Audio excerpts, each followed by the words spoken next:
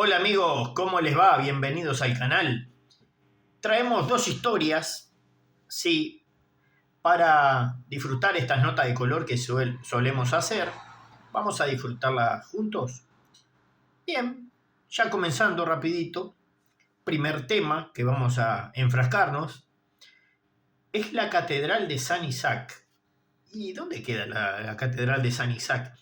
Bien, es una edificación que se encuentra en San Petersburgo, que era, vamos a decirlo así, la ciudad nobiliaria, la ciudad de los Ares, la ciudad educativa, porque allí hay uno de los museos y bibliotecas más grandes del mundo, que fue fundada por Pedro I, Pedro el Grande, que yo siempre digo jocosamente que para mí era un petizo y compadre, como decimos en Uruguay.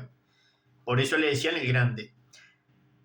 Su arquitectura fue realizada por el arquitecto francés Auguste Ricard de Montferrand.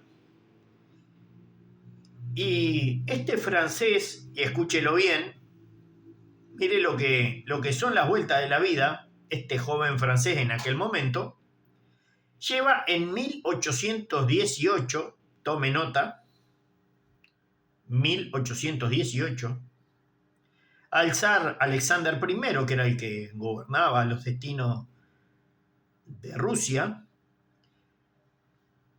acepta el proyecto de este muchachito.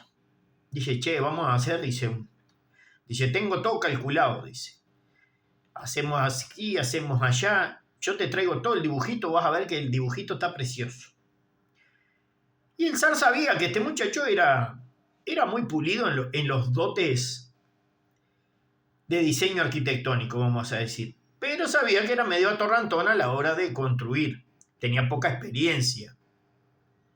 Si bien era pulido en las líneas, en los contornos, en la práctica, en la de ensuciarse las manos con cemento y arena, no andaba muy bien. Entonces, ¿qué hizo? Para esta magnífica y magna obra sacra, que ya vamos a enfocarnos a ver de qué trataba la cosa, decidió en recibir un consejo de personas experientes, porque a él le parecía que no estaba tan bien la cosa. Entonces vienen otros asesores, si bien ya la obra arquitectónica ya estaba bastante definida por este muchacho, Auguste, dijimos Ricard de Montferrand, perdón, dice, che, a ver, ¿cómo es la cosa? A ver, ¿hay modificaciones para hacer? Bueno, se hacen las modificaciones pertinentes, lo asesoran lo suficientemente bien, así como en términos de ingeniería. Y usted se preguntará, ¿para qué queremos un ingeniero? En esa época, si bien no existía lo que se llamaba ingeniero industrial, cabe recordar que San Petersburgo fue fundada por Pedro I sobre lo que eran pantanos y ciénagas. Entonces, ¿qué pasaba? Lo que pusieran ahí arriba se iba a hundir. ¿Sí? Más tarde, más temprano, iba a terminar sucumbiendo a esa ciénaga, a esos fangos, y su propio peso iba a hacer que se hundiera como el Titanic en 1912. ¿Qué pasó?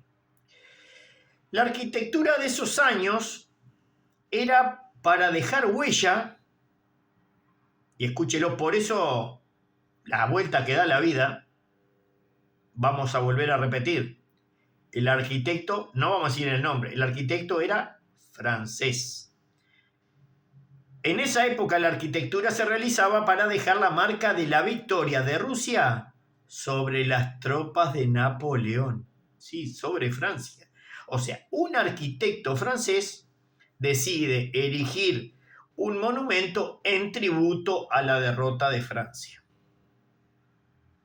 Que en este caso Francia como que había quedado relegada a un segundo plano y todo lo que allí dentro de sus límites existiera era el imperio de Napoleón, no Francia.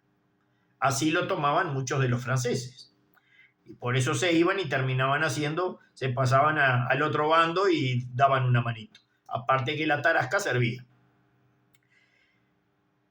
Hecho esta asesoría de estos ingenieros, de las modificaciones pertinentes, de cómo podrían ser el fundamento, el capitel, en fin, muchas de las cosas que vemos hoy en día, que todavía se mantienen en pie, decidieron colocar miles de pilotes de madera, ¿sí? Como lo escucha, miles, para realizar los fundamentos de esta obra que iba a ser majestuosa.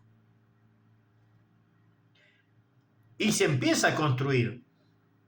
Y a medida que se hundía le metían más miles y miles de pilotes. Y lo cual sostuvo la obra. Entonces dice, bueno, ya le ganaste a Napoleón. Tenemos que ponerle nombre. No lo inventaban. El nombre no le salía al zar Alexander I porque no tomaba un rico, exquisito y gustoso mate como nosotros los uruguayos. Bien, jocosidades aparte, esta catedral finalmente es consagrada a San Isaac, pero no por cualquier motivo, no, porque, San Isaac es nuestro patrono, no, mentira, esto venía con segunda. Claro, ¿por qué venía con segunda? Porque según el calendario religioso ortodoxo, el que usan los rusos, y si mal no recuerdo los armenios también, hacía una suerte de idolatría subliminal al nacimiento de Pedro I, el fundador de la ciudad. Quedamos bien con Dios y con el otro, con el coludo. Y aunque parezca mentira, yo no tengo la certeza, pero sí podemos llegar a decir, porque en ambas fue un arquitecto francés que participó, que conocían el mismo estilo. ¿Y qué mismo estilo y de qué lugar estoy hablando? Del Capitolio de Estados Unidos. ¿Se acuerda que también fue proyectado por un francés? Bueno, si usted busca en internet y usted mira y hace la comparación de esta iglesia de San Isaac, tiene varias similitudes en su forma arquitectónica y su estilo de construcción, muy similar al Capitolio.